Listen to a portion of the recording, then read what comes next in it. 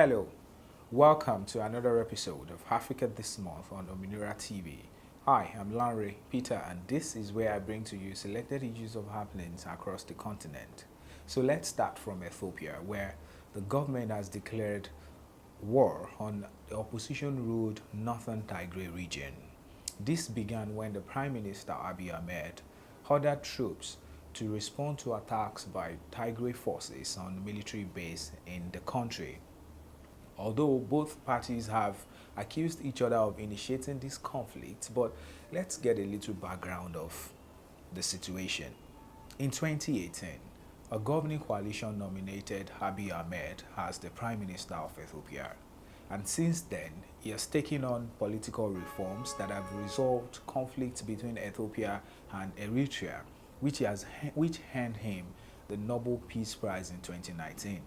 However, at home, some of the regions still feel marginalized, especially the Tigray People Liberation Front, who thinks that Abiy Ahmed is an illegitimate leader because of the elections that was postponed from August due to COVID-19 to sometime in 2021.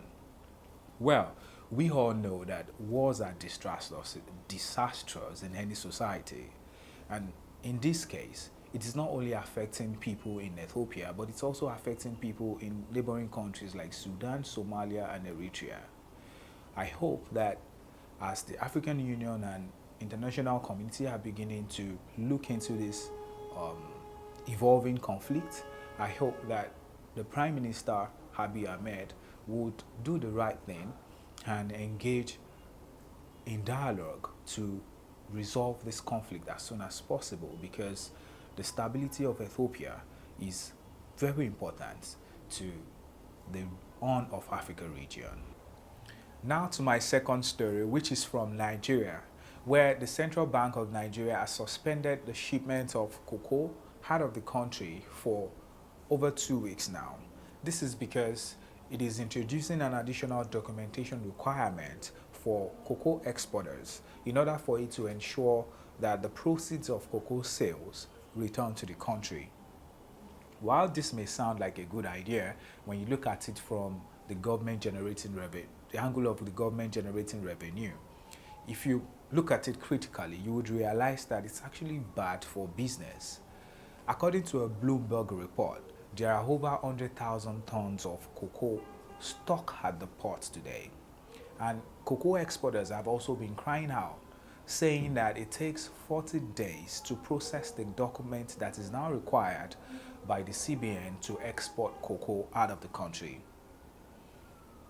Let's not forget that Nigeria is the fourth largest exporter of cocoa in the whole world, and cocoa is Nigeria's third largest export commodity after crude petroleum and petroleum gas.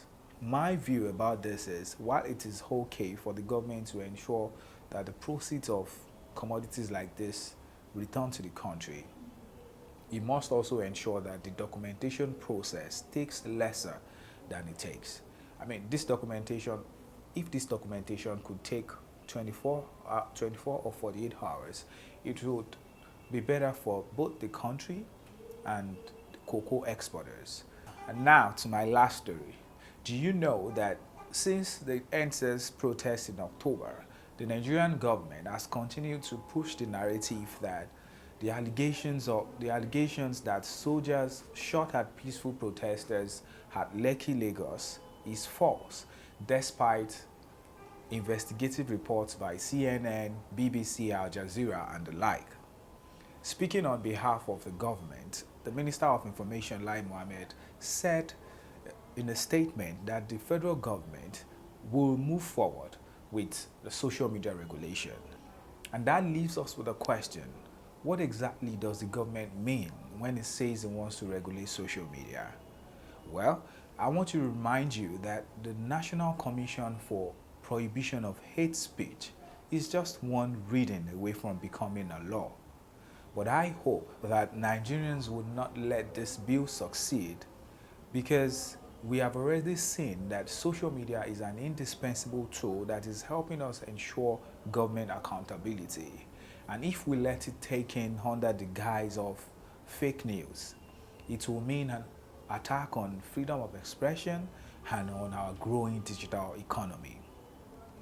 Well, that's a wrap on this episode of Africa This Month. Thank you for watching. Please share this with your friends.